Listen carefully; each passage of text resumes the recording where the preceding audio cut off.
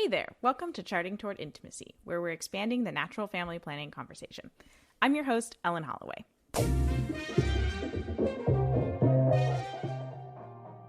In this episode, I am joined by Julia Hogan, and we are talking about NFP, fertility awareness, and how that fits in with self-care. Self-care is like such a buzzword right now, so I'm so excited that Julia and I had this conversation. I'm really excited to share it with you. So let's jump right in. All right, we are welcoming Julia Hogan to the podcast. Julia, I'm so excited to have you here. Thanks so much for having me. I'm really looking forward to chatting today. Yeah. Could we just start with a little introduction to yourself and how you're connected to this NFP world? Yeah, sure. So my name is Julia Hogan, and I'm a licensed clinical professional counselor, which is just another way of saying a licensed therapist. And I have a private practice out in Rosemont, which is just outside the Chicagoland area. And we specialize in faith-based counseling. So that's sort of one part of my day job. And then the other part is I do a lot of writing. So I have a book that I wrote about 2 years ago on self-care. It's called It's Okay to Start With You, and it was published by Our Sunday Visitor. And then I have a second book with them coming out later this year, but a whole round of intense edits stands between me and that publication date. So I can't get too excited about it yet. And then I write a lot of articles for various Catholic websites. So for example, the Grotto Network or Verily Magazine, and Natural Womanhood as well, which is a really cool site, and they focus on NFP and just understanding your cycle and all of that really cool stuff. So I occasionally write for them. So that's really what I do, and I really am very passionate about authentic self-care. And I know that we'll dive more into it, but that is just one theme that keeps coming up in my work for me over and over again, whether I'm working with my clients or in my writing, is just, I think it's something that's so important to helping us be who we really are and kind of clear away the noise or the distractions or the things that are holding us back. And so it just feels like something reinforced. I'm really excited to be here today to chat about it with you. And I think as far as how is NFP in my world, I would say it's really something that I found has been helpful for a lot of my clients. I'm not an instructor or anything, but often I'll have my clients come to me and, we'll be talking about mental health issues, and then something will come up with their cycle, or we'll be talking about advocating for themselves in healthcare, and they'll be talking about, they have really awful cramps or just something else isn't right, and their doctor can be really dismissive towards them. And so we'll be talking about, how do you be assertive, and and I find a lot of times that a lot of my clients haven't heard of NFP, or they have a different understanding of it. And so I find that, while I'm not an instructor, it's an opportunity for me to kind of open that door and let them know that there's that whole world there, and kind of invite them, excuse me, to investigate and learn more and see if it will help them. And then finally, I think just, mental health, we're body, mind, and soul. And so you can't separate those things out. And so what's happening in our bodies influences our minds and vice versa. And so there's that connection there, which is really interesting. So a little bit of a different perspective probably than maybe an instructor or practitioner that you're used to talking to, but it's really cool to see how, your mental health and your physical health are interrelated. Oh my gosh, I love that. And I love that you as a non-instructor are bringing NFP into the conversation in like real life scenarios. And that is what we need more of. And I absolutely love it. One of the things you mentioned, which just totally sparked me, was that you put the word authentic in front of self-care. And, self-care is like such a buzzword, especially after this year, like everybody just got thrown on a roller coaster, and it's like, oh, self-care is this, self-care is that. Like, you just have to, go spend thousands of dollars on a spa weekend, and that's self-care. And what we're going to be talking about today is that is not necessarily self-care. And that self-care it's not self-indulgence. Like, self-care is an important part of your routine. So exactly. So let's define that. How would you define self-care? Yes, I define self-care as any practice that promotes your overall well-being. And then I break that down into 5 different categories. So your physical well-being, your mental well-being, emotional, relational, and spiritual. And they are all connected. So thinking about them maybe as spokes in a wheel instead of linear points that are separate from one another. But it's really any practice that promotes your well-being. And that definition is purposely pretty broad, but focused on that idea of helping you be your best self, because self-care looks different for everybody. It's not Right. one size fits all, and there's not one right routine out there. And, when you think about that idea of promoting your own well-being, I think that really helps to separate authentic self-care from maybe what we could call, like, I don't know, pop culture self-care, or I don't know what term to use there, but this kind of idea of like, treat yourself, like you were saying, go get a manicure or a pedicure. Like those are good things and they're fun to do, but they're not really addressing that sort of deeper need of like, how am I doing actually? Like, what is going on in my life? Often a manicure or pedicure isn't going to fix that on a long-term scale, right? And so authentic self-care is really looking at, where do I need that extra boost, or where do I feel deficient, or where am I feeling like I'm not able to be my best self, and what kind of practice is going to help boost that, or what practice is going to help address it. I think a really, really simple example that I use a lot is with sleep. I think we've all had those moments, or we've all had those nights where we haven't gotten enough sleep. And then the next day we either feel like a zombie, or we have trouble concentrating, or maybe we get a little snippy with the people in our lives.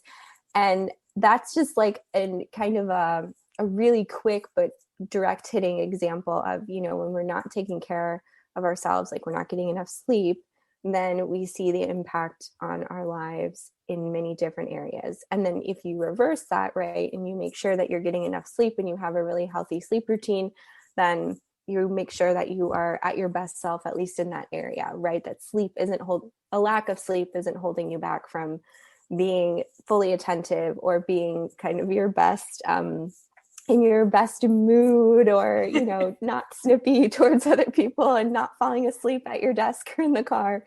And that's just an example, right? Because I know that in different stages of our lives we are not able to get enough sleep, right? So sleep isn't the only way to practice self-care. It's just an example, but I like to use it just as that kind of to illustrate the importance of, it actually can be something really challenging to do, right? It's not just going on a shopping spree, or like you said, going away for some kind of spa vacation. Getting enough sleep sometimes is really hard.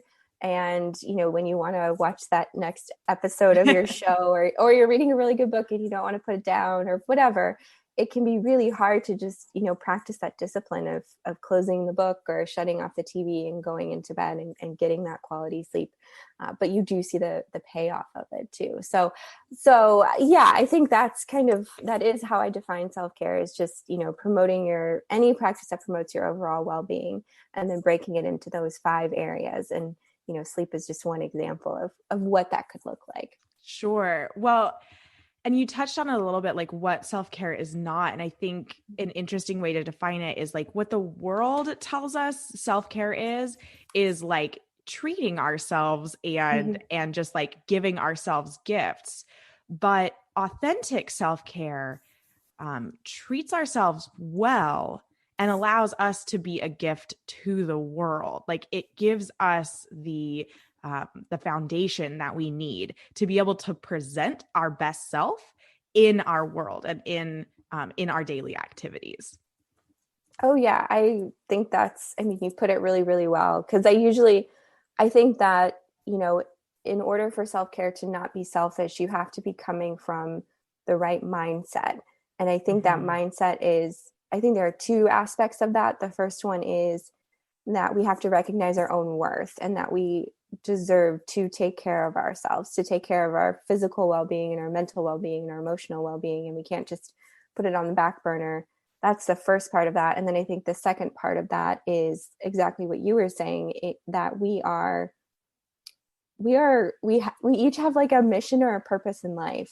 And in order to live that out and to do good and bring good into the world, we have to be our best selves, right? And so practicing self-care helps you to do that, because when you have enough sleep, or you're addressing stress in your life, or you're taking care of any anxiety or depression that you're experiencing, or you're making sure that you're setting healthy boundaries in relationships, or cultivating, healthy communication in your relationships, or you're investing in your spiritual life, then you are able to live out that purpose more fully than if you were not addressing those things and just kind of going on autopilot or in survival mode, right? It's hard to feel like you're living a purposeful life when you're just trying to like get to the next day. And I mean, we all have seasons of life like that where things are busy, and sometimes we're like, we just need to be in survival mode, but you don't want that to be your everyday. You don't want that to become the norm. That is more of you hope for that to be a short-lived season, and then you move on and get back to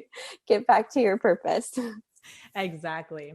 Okay. So let's jump into more of like our topic. So how would you say that like NFP and fertility awareness fit into self-care? How would you say that they are a form of self-care? How would you talk about that? I think it all comes from that mind-body connection that I mentioned earlier. I think that when you are charting, and whatever method that you're using, that whole process is bringing you in tune with your body and with what's going on in your body. And so not only are you able to notice any changes, but you're also able, I think, to just kind of track how you are doing. And so I think it has kind of a twofold benefit. I think you're practicing that self-awareness, like giving yourself that moment to kind of tune in and say, what's going on with my body today? How am I feeling? How is that all relating? And then I think the second part of that benefit is noticing, making connections, whether that's noticing, hey, I think something's off, or it's, oh, I think I've noticed that, at this point in my cycle, I tend to feel this way. And so if this tends to be a pattern, I can kind of use this information to my advantage, going forward. For example, if you know that kind of in the week or two leading up to your period, if you're feeling more tired or drained or irritable, for example, maybe that's the time where you kind of focus on just like self-care basics, like getting enough sleep, giving yourself time to kind of rest and recharge, sit back and read a book if you can, go for, a slow walk or something like that. And just don't put big projects, on your calendar during that time, or don't take on, don't maybe like plan a big party or something like that. Or, don't be putting pressure on yourself to start some really intense workout. Definitely. Well, and I love what you said about awareness, and awareness is really how you can connect like fertility awareness and NFP to self-care. Because if you're just practicing NFP solely to plan your family and you're solely avoiding a pregnancy, then you're not really going to be able to link it all that well to self-care, because like I myself did this for about a year and a half before I really started like learning about my moods and energy levels throughout my cycle. And so when we say like using NFP as a form of self-care, it's following your cycle and being aware of the changes that are happening, and then knowing what you need to give yourself or allow yourself to do throughout your cycle, and just that your cycle is a really good indicator of the things that you need throughout the month or so. Yeah, no, you put that really well. My work is done. You're good, right? You said it better than I could.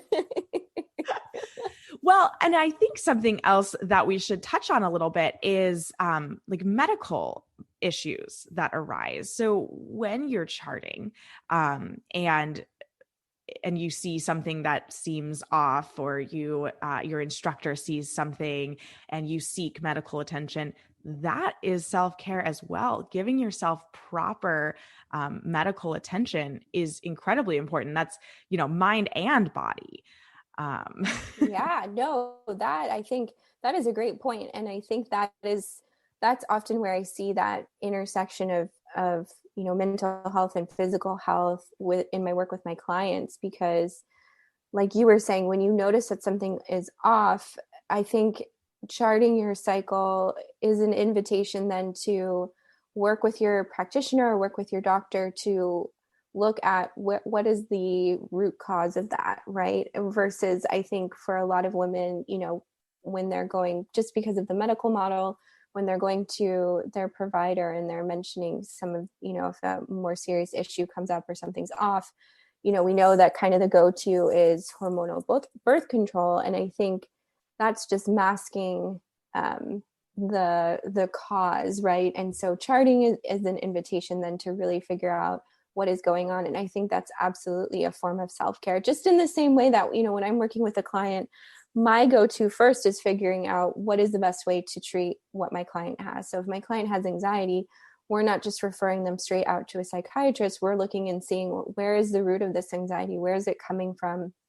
If we need to have them go take some tests or get some kind of assessment, because anxiety can come from many different sources. Same thing with depression or trauma, all of those things, right? That it's not just, oh my gosh, we have to eliminate these symptoms, and once the symptoms are gone, then you're cured.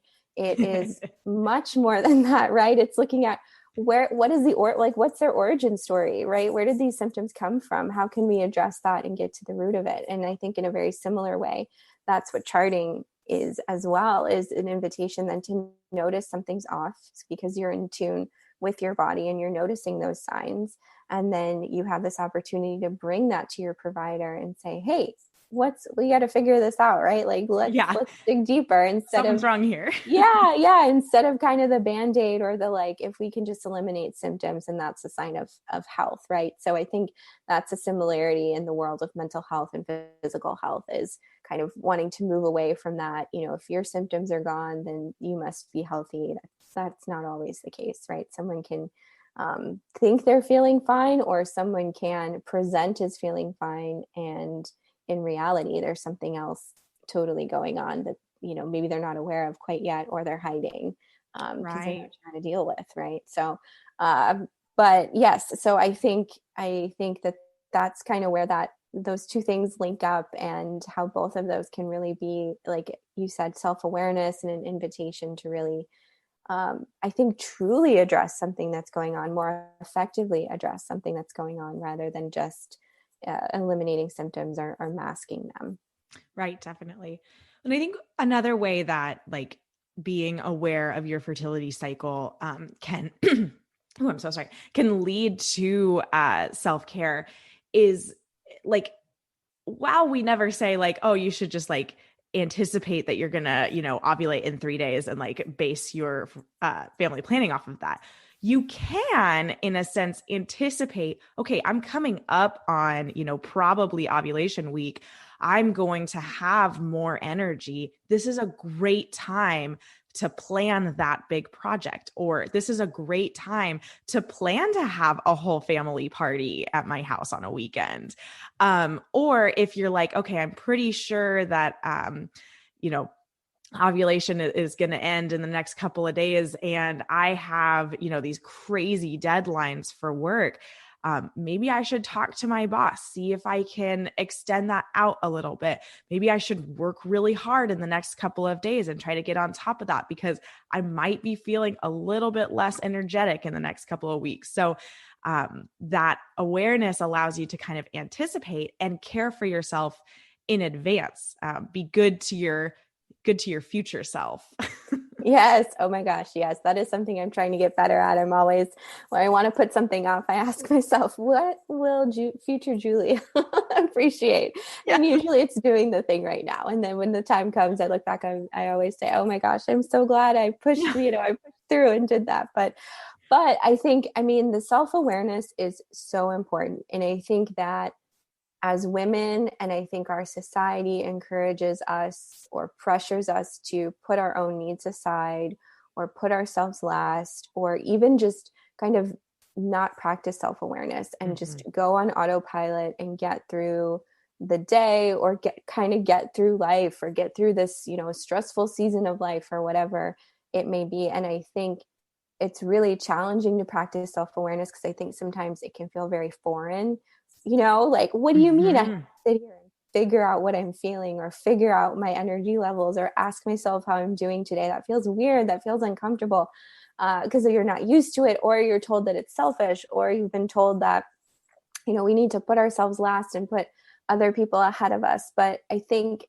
if you can kind of work through that initial sort of discomfort, or maybe weirdness or foreignness of asking yourself how you're doing, I think you'll find that there's a wealth of information there. And that if you can work with what's going on in your body, or work with what's going on in your mind, then you'll find that I think it's a lot easier to not get through your day, because that also sounds sort of survivalist, but I think a better way to say it is like thriving throughout your Mm-hmm. day, or Yeah. thriving in life, right? If you can say, oh my gosh, I've noticed I don't have as much energy, and that's okay. So knowing that I don't have a lot of energy, here's how I'm going to tackle my day. Or I'm not going to, I'm going to be okay with putting off that project, or I'm going to be okay with not, cleaning the house from top to bottom, or I don't know, writing the next great American novel, or whatever it is. Or having those days where, okay, I feel pretty good today, so what else can I add onto my plate, like you said, so that I'm making my future self, making their life a little bit easier, because I have the energy now to take care of that. But I think that initial uh,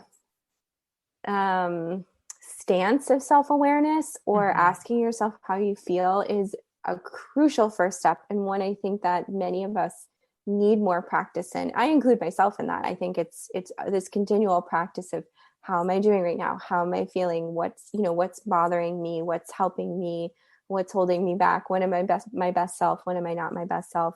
And I think charting just fits seamlessly in with that self-awareness, because every day, right? You're charting all of your data. And so it's just that moment of like, hey, I'm practicing self-awareness. It's specifically related to my physical health, but if I can also take a look at, well, what's my mood today? What's my energy level Mm-hmm. today? Then you're incorporating kind of that mind, body, spirit aspect, and slowly beginning to practice self-awareness. So I think it's a great kind of entryway into growing in Right. self-awareness. Right, because you already have it built into your schedule to chart at Exactly. least one, if not multiple times throughout the day, depending on, the type of method that you're using. Right. And so why not just add an extra spot on your chart to chart how you're feeling? Either looking back on your day, like overall, was I, pretty up? Was I pretty down? Or if you're charting multiple times throughout the day, like how are you feeling at that moment right then? Mm-hmm. What a fantastic amount of knowledge to have about yourself. Yeah, and it's not, I'm sure, as you talk about with others, who know a lot more than me, but it's just it's happened. You're charting every day, and it doesn't take a long time most of the time, right? Mhm. And so it's this really easy, like, well, I'm doing it anyway, so why don't I just take that extra, you know, it could be like 15 seconds, it could be longer, it could be 5 minutes, but just kind of thinking, how am I feeling right now? Right, exactly. I'm totally gonna add that in to my daily charting. Okay, so we've talked a lot about self-care, but one thing I really want to define the difference between is self-care versus self-indulgence. Yes. So can you talk a little bit about the differences between those two? Yeah, that I think is probably one of the biggest, one of the most frequently asked questions about self care. And I think also one of the barriers to starting self care. So, a very important distinction. But yes, so something usually I tend to recommend asking yourself, why am I doing this particular practice? And I think that helps you discern, is this something that is authentic self-care, or is this something that's more self-indulgent? And the reason why I recommend asking that question, because I think it helps you get to that motivation. And if your motivation is doing something that is is best for you, that will in turn be best for the people in your life and your purpose in life, then it probably is a form of authentic self-care.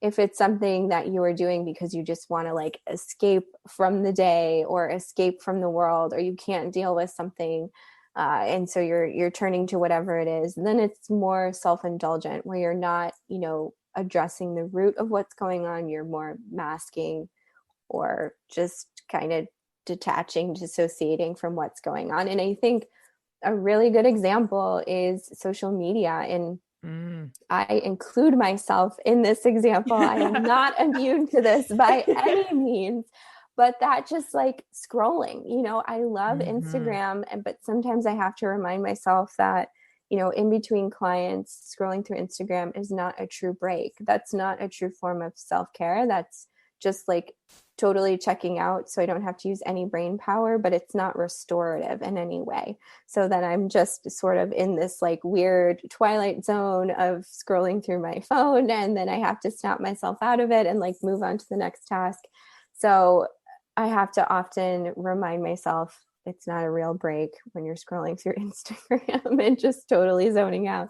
And so then I've been trying to be better about, going for a walk, or honestly like doing stretches after sitting in my chair, for an hour, and doing some deep breathing and all that good stuff. But I think it's maybe a small example, but that's just I think an example of, self-indulgence is just kind of either doing something on the whim of the moment, or doing something to kind of mask or eliminate how you're feeling in kind of like a quick fix way, versus something that is authentic self-care. Doesn't have to take a lot of time, and it doesn't require special equipment, and it doesn't, like, anybody can practice self-care, no equipment needed, no membership to anything needed. Right. You can sit and mindfully breathe for a minute, Exactly. right? And just kind of feel how you're feeling in your body. You can stand up and stretch. You can like go up and down the stairs in your house or your office. Yeah, that's so true. And I think that is the really neat thing. I mean, with NFP, it's obviously it's helpful to have a practitioner, right? And to have your instructor who has gone through all of their training. But I think the value of NFP is that it's accessible technically to every woman, right? That she doesn't need to have access to hormonal birth control. It gives her back the kind of power, what's the word? It's totally escaping me. Oh no, I'm not going to remember it. But anyway, just maybe agency, maybe that was what I was looking for, but just kind of gives that back to her. I think the same thing with authentic self-care is that it's not elitist. It's not, you don't need to have be in a certain income bracket or live in a certain neighborhood, that anybody can practice self-care. And if authentic self-care, right? Like maybe what we see or we read about in, blogs and things like that does feel elitist and does feel like, oh, well, yes, if I was making, this amount of money, then I could go on my spa vacation and then I could really practice self-care. But the type of self-care we're talking about, just like NFP, you really don't need like super fancy equipment for that. Right. You don't need anything special. And your example of mindful breathing, or just going up and down the stairs, or going outside and just kind of taking a brisk walk to wake up your brain, those are all forms of self-care. And I would argue are way more effective than some of the other things that we're reading about in, a blog article, or hearing about, when people throw around self-care. And, skincare is a really big one. And skincare is self-care, which it can totally be, but that requires you to be purchasing the latest skincare, right, serum or moisturizer or, treatment. And so that I think, self-care goes way deeper than just skincare, as we can see. Right. Exactly. Well, and what you mentioned about like really thinking about the activity, and does this, promote the betterment of myself so that I can be a gift to the people around me? If you're asking yourself that question and the answer is no, then it's not self-care. It's something else. It might be self-indulgent. It might just be like a time waster. I don't know. You have to ask Yeah. yourself that question.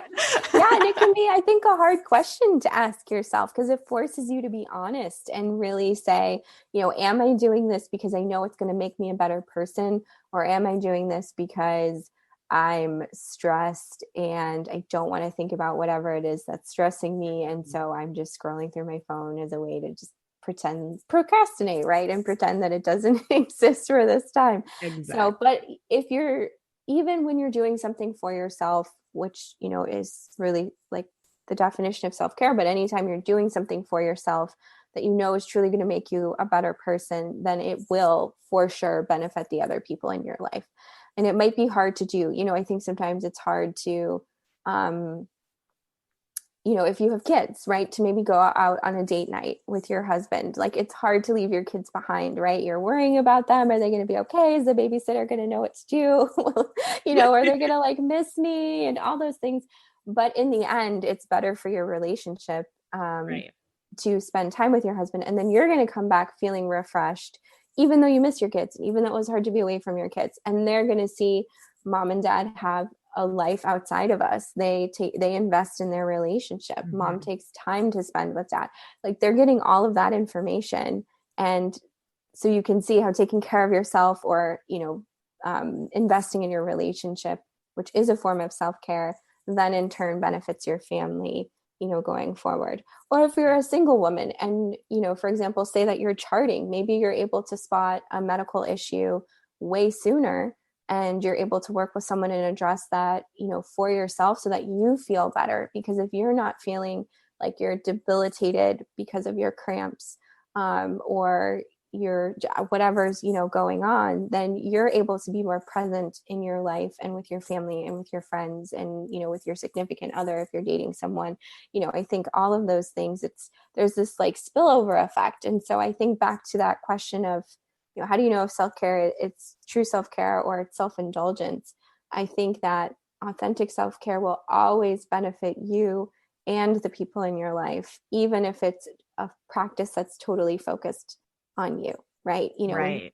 When you take care of your mental health, when you take care of, you're addressing the effects of stress in your life, or if you've had trauma in your life and you're going and you're getting treatment for that, then you are getting closer and closer to that authentic person that you're meant to be. And then when you're more authentic to the people in your life, you have better relationships with them. You have healthier relationships with them. You're better able to make a difference, whatever your purpose is, or just doing good in the world or bringing love into the world. And so I think that's what makes authentic self-care so important and so different than what you might be used to reading about self-care out there in sort of just, the popular culture, I guess. I know that phrase makes me sound like I'm 80 years old. But that's the only one I can think of right now. So that's what we're going with. No, I totally hear you. And I think recently, a way that I've kind of been assessing my activities throughout the day is like, when I am finished with that activity, do I feel energized, empowered, peaceful? Do I feel positive emotions after I finish that activity? Or do I feel empty and, or, more stressed or, or do I feel some sort of a negative emotion? And so, that could be another way to look at, your self-care practices is, did scrolling through Instagram really make me feel energized and empowered and peaceful? Or did it kind of leave me feeling empty? And did that walk around the block make me feel energized and empowered and peaceful? Probably. Unless you like met a rabid dog on your walk. Like, I think your walk is going to feel better than your scroll. Yeah, no, that's totally true. And you can't plan for that. So you don't even know, right? But no, I love that. I think that's absolutely a great question to be asking yourself, because it fosters that self-awareness that we were talking about before. And it gives you really, I think, an opportunity to figure out what best fits your needs and who you are. Because I think the answer could probably change depending on what's going on in your life and how you're feeling. Like, even with your example of Instagram, I think that sometimes it can be a source of like creative inspiration and a way to connect with people and get ideas, and it can be really exciting. And then other times it can be more of a energy drain or a time suck, or it drags us into the comparison trap, right? Of, oh, this person has this and I don't, or they seem ahead of me and am I behind, and oh no. So I think getting in that habit, like you were just saying, of continually asking yourself, is this, how do I feel now that I've done this? And does this feel like it was an investment in myself and in my family or my friends or my life? Or do I feel like it kind of pulled me away from that path that I want to be on? And then just taking that as information, right? Not Definitely. this opportunity to like judge yourself or be critical or, berate yourself, but really to say, okay, now I have that, data, and I can incorporate that into how I respond next time or move forward next time. Right. And that's again where like the fertility awareness comes in, is having that data to know. And so maybe you think that a great form of self-care is going to be that walk around the block, but depending on the time of your cycle, it just turns out to actually be a complete energy suck. And it like, now you can be aware that, okay, that actually just doesn't work for me. It works for other people. That's great. Self-care is personalized to you, just like NFP is completely personalized to you and your fertility signs. Self-care is completely personalized to you. What works for me probably won't work for you. Exactly. Absolutely. I mean, yes, absolutely. And I think that it's okay for that difference to be there, right? I think we need to practice removing any kind of criticism or judgment over what we think, quote unquote, we should be doing or should be practicing, and just saying, okay, in like a very non-judgmental way, what is best for me right now? And I'm going to just focus on doing what's best for me, because I know if I'm a better version of myself, and I'm, a better version of myself to whoever is in my life and whatever purpose I have there. And it doesn't do us any good to say, oh, well, so-and-so can go for an 8-mile run and I'm just exhausted thinking about even going for a walk around the block. It's like, it doesn't matter what someone else is doing. It just matters what is best for you. And I think we tend to get stuck in that, like, well, what's the best self-care routine, or what should I be doing, or what is a perfect self-care routine look like? Throw that out the window. It is not helpful. Don't go down that path, right? Just like focus on what's best for you, because I think, I talk about this a lot. I think we're very critical towards ourselves, and we're very hard on ourselves, and we hold ourselves to this honestly impossible standard. But then we look at other people in our lives, and we are so generous, and we're so compassionate, and we're so understanding towards them, right? Like if you had a friend who said like, oh my gosh, I am just totally drained. I have zero energy. And I told myself I would go, out for a run because I know it's good for me and I want to exercise or whatever, but I just don't have it in me. I highly doubt any of us here would say, oh my gosh, you need to go out and run. You're so lazy. I can't even believe you weren't thinking about going running. Like, you're going to ruin your exercise, habits. And it's just, you're a lazy, terrible person, right? We would never say that. Like, No, never. We wouldn't even think it too, right? Like we would never think that about a friend, and we would absolutely respond with compassion, and we would say, oh my gosh, no, take a break. It's okay. You can go running, whenever you feel better, and like go make yourself a cup of coffee or tea, or just curl up with a book or take a nap, whatever you need to do. Like, you take care of yourself. But then we turn around to ourselves, right? And what do we say when we don't have the energy to go for a run? We say, oh my gosh, you are so lazy, right? Like, you can't even go for a run. Like, it's not that hard. You should be able to do that. You need to just power through and push through it and, keep going. And that's the only way to, I don't know, be a perfect person or whatever. So I think we have to stop using that language towards ourselves. And I think we have to move more towards this compassionate, we're not robots. We're not impervious to the stresses of the day or what's going on, or even what's happening within our body, right? That we have to work with what our body's giving us in that moment and take care of it, because we are mind and body. And so I think, linking that back to not only authentic self-care, but charting, it's that, okay, I'm just observing what's happening and then responding in a way that I think is best for me, and removing any of this like judgment, like my body should be doing this, or my moods should be this, or my energy levels should be this, and just taking a step back and saying, okay, what am I working with today? And then how do I want to respond to it? And that, and just letting that be, right? Not putting any value on that or any judgment on it, and just letting it be. And I think it's a lot more peaceful. You used that word earlier. I think it's a great deal more peaceful to just respond in that way, and just kind of go ride the wave, go with the flow, and work with what you've got. Oh my gosh. I feel like we could keep talking for so long. Like I just want to ask you more questions and like keep up with this conversation, but we are I think we've like already gone over a half hour, although most episodes are more than a half hour. So sorry guys.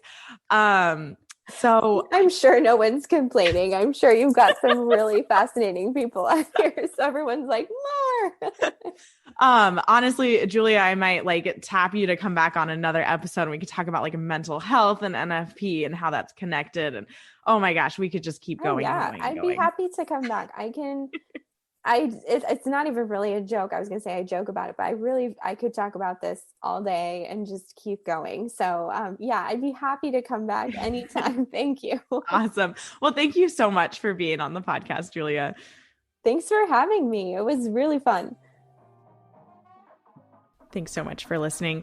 I know that we definitely jumped into quite a few more things along the lines of self-care beyond fertility awareness and tracking that self-care with your cycle, but I just loved everything that we talked about, so I didn't want to cut anything out. If you are not already following us on Instagram, find us at Charting Toward Intimacy. I'd love to connect with you. I also would like to ask you if you love this podcast, if it's been a gift to you, please consider supporting me on Patreon, patreon.com/charting. There's lots of cool stuff just for my patrons on there. So check it out. Links to all of that is in the show notes. Until next time.